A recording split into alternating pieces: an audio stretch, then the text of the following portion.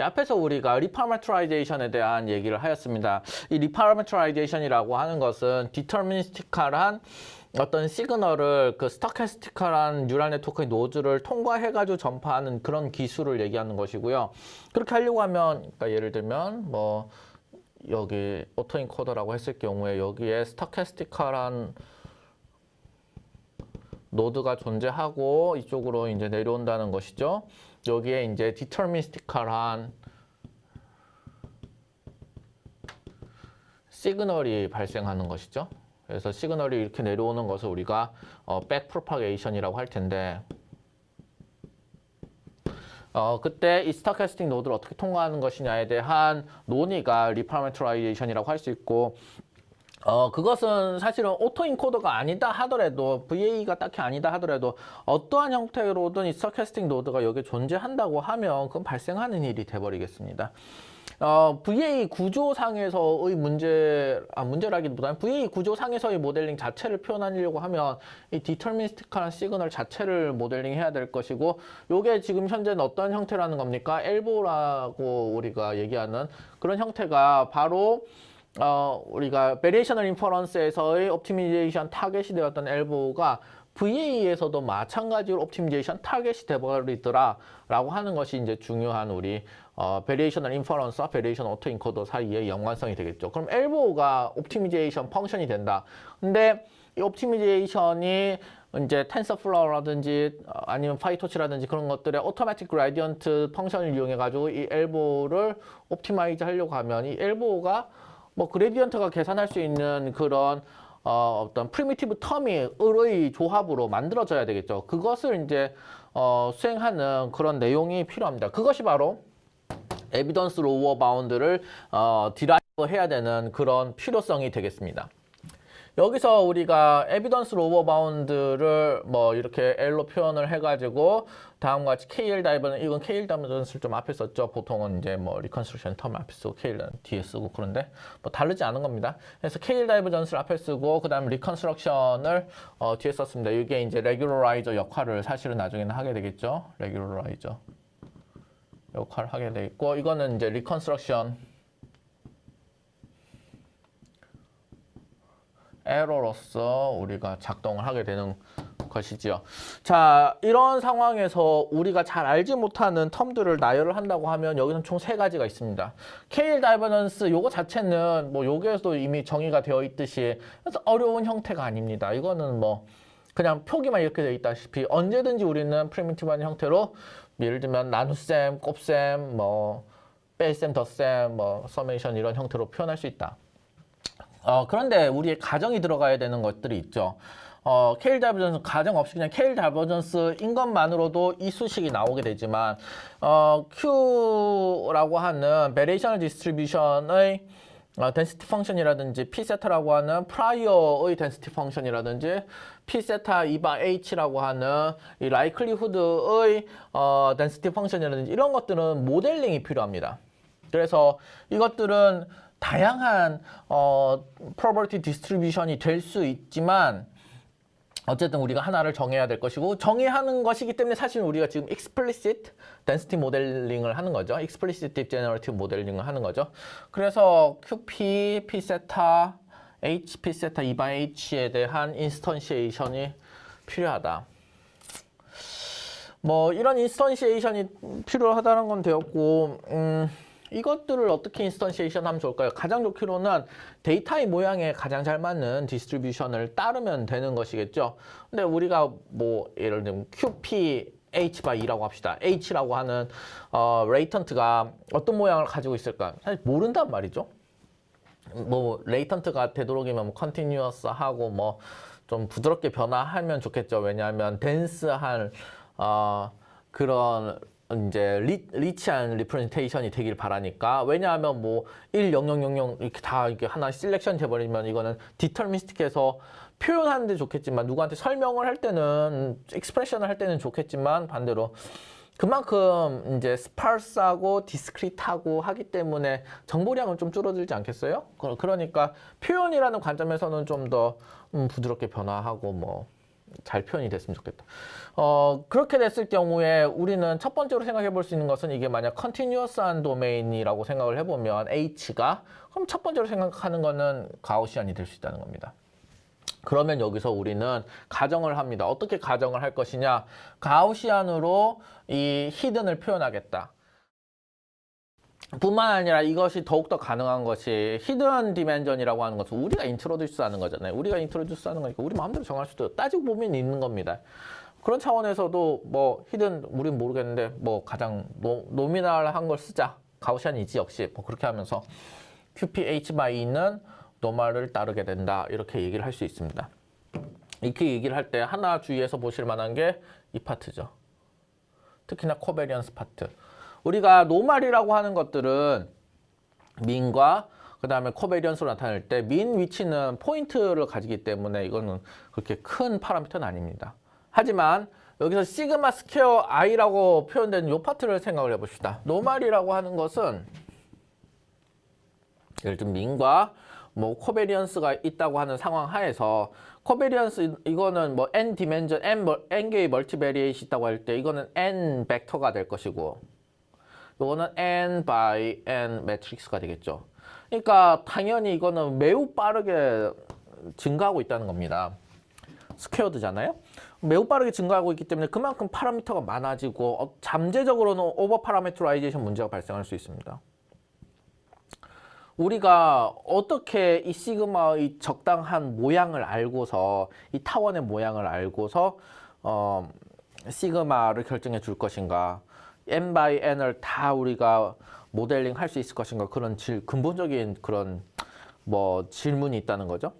그러면 시그마를 좀 단순화시킬 필요성이 있습니다. 이 시그마를 어떻게 단순화시킬 수 있을까요?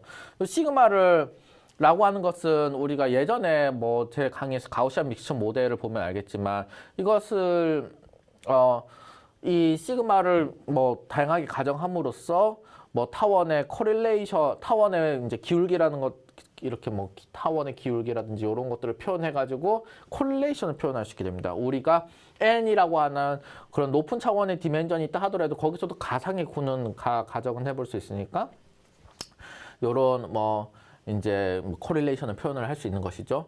그런데 이 코릴레이션을 표현에 이 매트릭스가 있다고 하면, 이 매트릭스가 이렇게 있다고 하면 off diagonal이라는 표현이 여기는 off diagonal이라는 표현이 바로 이런 코릴레이션을 표현하는 그런 영역이 되겠습니다. 사실상 그럼 다이아고널에 있는 이 영역은 무엇을 표현하고 있을까요? 이 다이아고널의 영역이 표현하고 있는 것은 그 특정한 디멘전에서의 베리어빌티, 이거 자체가 바로 베리언스인 거죠. 그래서 어떻게 보면 우리 코릴레이션을 표현하기를 각 디멘전마다의 코릴레이션을 표기하는 것을 포기한다고 하면 베리언스만 모델링 할 수도 있습니다. 그런 차원에서 여기서는 아이덴티티 매트릭스를 쓰고 있죠. 이 모양이 자체가 바로 아이덴티티 매트릭스의 모양이잖아요. 여기에다가 각 디멘전마다의 웨이팅만 시그마로 러닝하겠다라는 주장이 바로 다음 같은 Q 디스트리뷰션의 가정사항이 되겠습니다. 자, QP를 이렇게 모델링 하겠다고 작정을 하면 자연스럽게 P 세타도 결정이 돼버립니다. 어떻게 결정이 되느냐? 자, 기본적으로 여기 KL 다이버전스가 이렇게 있고 이 다이버전스를 잰다고 하였을 때 몇 가지 생각을 할 수 있습니다. 이거는 결국에는 포스테리어를 재는 거잖아요. PH와 QPH바 이 사이의 거리를 나타내려고 하는 것이고 이 둘 사이에 H가 제한되어 있는 특정한 디스트리뷰션의 모양과 QPH바 2라고 제한되는 다른 디스트리뷰션 모양이 있을 때 이 두 디스트리뷰션 모양이 만약 다르다고 생각을 해보세요. 그러면 이것은 매우 재기 어려운 상황이 되겠죠. 그러면 이것을 우리가 단순화돼 해가지고 KL 다이버전스를 단순하게 이것의 데리버티브 형태가 디라이브 되어 있는 데리버티브가 아니라 디라이브 되어 있는 형태가 단순화되려고 하면 별 수 없이 재려고 하는 모양도 유사해 버려야 되는 것입니다. 재려는 모양이 되게 하나는 가우시안이야, 다른 하나는 디리실릿이지? 그러면은 이것도 KL 다이버전스 복잡해질 거 아니에요. 그러니까 단순성을 위해서 만약에 Q가 가우시안으로 모델링 되겠다고 우리가 작정을 한다고 하면 그럼 P도 그 모델의 단순성을 위해서 가우시안이 될 가능성이 매우 높아지는 겁니다. 그래서 우리가 P 세타 H는 다음과 같이 가우시안 디스트리뷰션인데 정규 분포를 그냥 생각할 수 있습니다. 지로와 아이덴티티. 이거는 우리가 생각을 해봅시다. 왜 이렇게 모델링 할 수 있을까요? H에 대해서 우리가 아는 것은 아무것도 없잖아요. 진짜로 H에 대해서는 우리가 뭐 데이터를 이용해 가지고 뭔가 파봐서 뭐 얘네들은 뭐 어떤 디멘전이 되게 베리어블이 크네, 어떤 거는 아니네, 이런 것들을 파기 전까지는 결국에는 우리가 알 수 있는 거는 뉴트럴한 가정밖에 없다는 거죠. 그럼 뉴트럴한 가정을 생각해 보면 표준 정규 분포밖에 이거 이상으로 페어한 가정이 없으니까 그럼 표준 정규 분포로 프라이어를 주게 되는 것이죠. 그럼 따라오는 질문이 요 선택이 좋으냐입니다. 이 선택이 좋은 선택일까요? 이거는 어떻게 보면 최선의 선택이라기보다는 차악의 선택이라고 볼 수 있죠. 왜냐하면 최선의 선택이라고 하면 무엇이 되겠습니까? 최선의 선택이라면 데이터 디스트리뷰션에 맞춰가지고 이제 프라이어를 잡아주면 제일 좋겠죠. 내가 이 데이터에 대해서 잘 아는데 이것의 레이턴트는 역시 어떤 디멘전의 큰 베리어빌리티를 준 어떤 프라이어를 따르면 돼. 그러면 데이터가 적어도 이 프라이어의 힘에 의해 가지고 기본적인 모델링은 될 거야 라는 가정을 할 수 있으면 좋을 텐데 우리가 그렇게 클레임을 못하니 차악으로 이렇게 모델링한 것이 되겠죠. 일단 여기까지 가정을 하고 나면은 그러면 우리가 생각을 해봅시다. 어떻게 생각을 해보느냐. 자, 여기는 expectation이라고 하는 것은 더 이상 간단하게 되기가 어려운 상황입니다. 왜 그렇습니까? 여기는 expectation이라고 하는 것은 이제 P에 대한 가정은 나중에 좀 더 해야 되겠죠. 해야 될 것이고, 해야 될 텐데, 그것에 관한 가정을 하면, 그 다음 거기에 로그 태울 거니까 되도록이면 익스포넨셜이면 좋겠죠. 익스포넨셜 패밀리면 좋겠죠. 그래서 그러면 로그 태우고, 그러면 익스포넨셜 사라지고 되게, 아주 쉬운 형태로 모델링이 될 것이고 거기에 Q 웨이트를 하면 될 것인데 QP는 여기서 노말로 만들어져 있으니까 이 부분은 상당히 단순화될 가능성이 있습니다. 하지만 KL 다이버전스는 이것보다는 좀 더 트리트먼트가 필요한 상황이어가지고 KL 다이버전스를 그럼 따져보도록 하겠습니다. 자, KL 다이버전스는 다음과 같이 우리가 여기서 이제 가져올 수 있죠. 기억해야 되실 거는 제가 디라이브를 위해서는 밑에서는 KL 다이버전스만 가져오겠지만 사실상은 네거티브 KL 다이버전스가 엘보에서는 포함된다는 사실입니다. 그리고 여긴 엘보는 미니마이제이션의 대상일까요? 맥시마이제이션의 대상일까요? 당연히 맥시마이제이션의 대상입니다. 왜냐하면 엘보가 업 높아질수록 PE의 가능성도 높아지는 것이죠. 그러니까 에비던스의 경우도 높아지는 것이죠.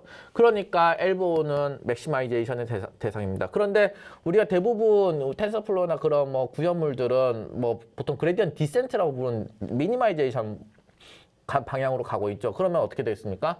네거티브 엘보를 따져야겠죠. 네거티브 엘보 따지면 여기 마이너스에서 여기는 플러스 되고 여기는 마이너스가 되겠죠. 그래서 리컨스트럭션 에러를 줄이는 방향으로 로스가 되겠죠. 그렇습니다.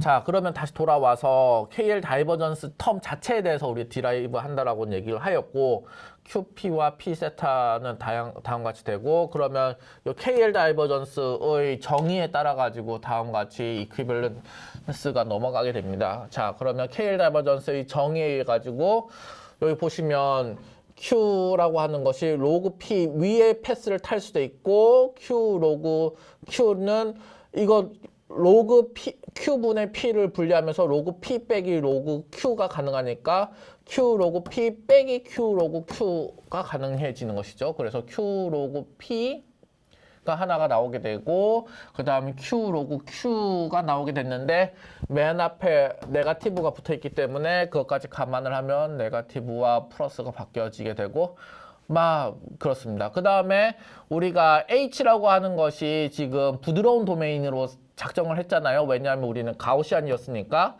그러니까 여기 멀티노미알 형태라든지 그런 것을 디스크리트 디스트리뷰션에 쓸 수 있는 서메이션은 쓰지 못하고 인티그랄을 해야 되겠죠. 그러면 이제 두 개의 텀으로 나눠지게 되고 두 개의 텀 중에서 하나는 다음과 같이 되겠죠. 이제 뭐 위에 있는 거 그냥 가져온 겁니다. 이렇게 되면 더 이상 갈 수 있는 방향이 별로 없잖아요. 그러면 별 수 있나요? 뭐 이제 넣고 이제 풀어야죠.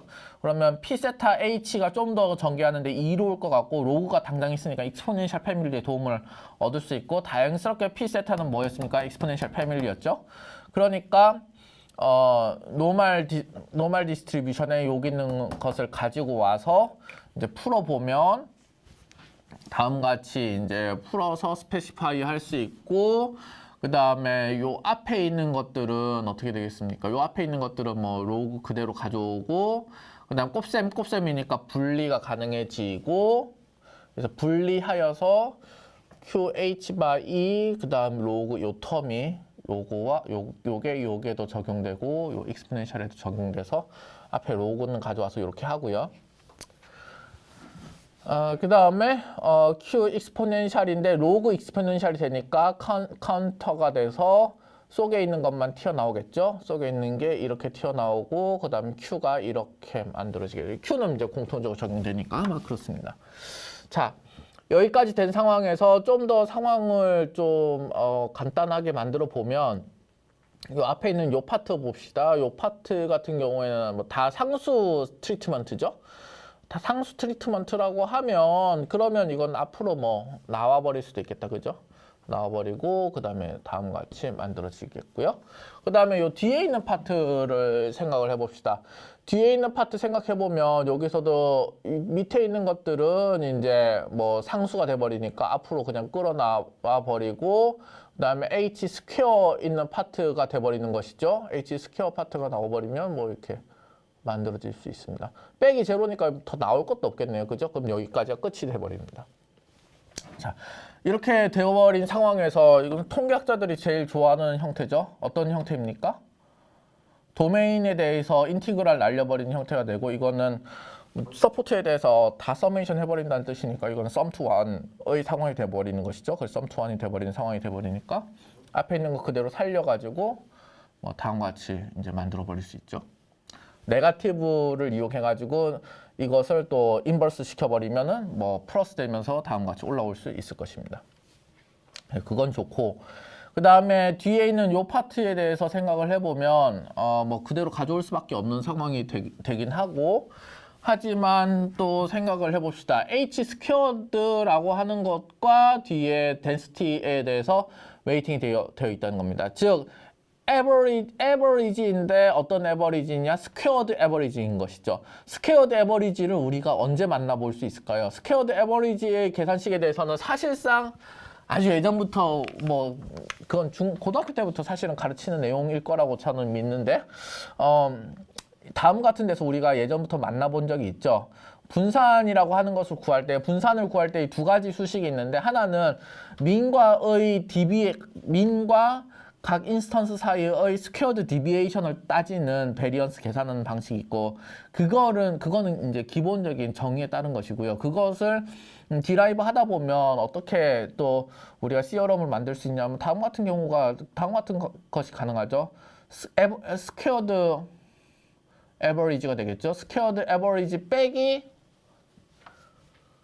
에버리지의 스퀘어드를 빼면 그게 베리언스가 된다라는 그런 산술식이 있죠. 이거는 뭐 통계 이제 노멀에 대해서 얘기하다 보면 이것은 뭐 한 번씩 꼭 나오게 되는데 어쨌든 그렇습니다. 근데 에버리지 스퀘어드라고 하면 이 에버리지에 대해서는 우리가 파라미터를 지금 주고 있는 상황이잖아요. 어떤 에버리지가 있습니까? 예, 맞습니다. 우리가 QP에 대한 에버리지는 무엇입니까? 그것은 뮤가 되는 것이죠. 그래서 뮤가 됩니다. 뮤가 되기 때문에 빼기 뮤 스퀘어드가 되고 그 다음에 이거는 에버리지 스퀘어드는 뭐 우리가 알려고 하니까 그대로 두고요. 그 다음에 사실은 시그마 스퀘어드도 우리가 지금 값으로 주고 있는 거잖아요. 이것도 우리가 위와 같이 뮤와 시그마 스퀘어드를 다 같이 주고 있으니까 에버리지 스퀘어드의 값은 시그마 스퀘어드 플러스 뮤 스퀘어드. 그러니까 여기는 뮤 스퀘어드를 저쪽으로 넘기면 뮤 스퀘어드 더하기 시그마 스퀘어드는 에버리지 스퀘어드가 된다는 이런 수식을 만들 수 있고 요것을 여기에다가 플러그인 해버리면 다음과 같은 결론이 다음과 같은 결론을 낼 수 있게 됩니다. 근데 이것은 어디까지만 된 겁니까? 요것은 요 위에 있는 첫 번째 텀에 대해서만 한 거잖아요. 그렇죠?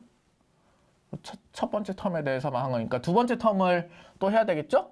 두 번째 텀은 다음 슬라이드에서 하겠습니다.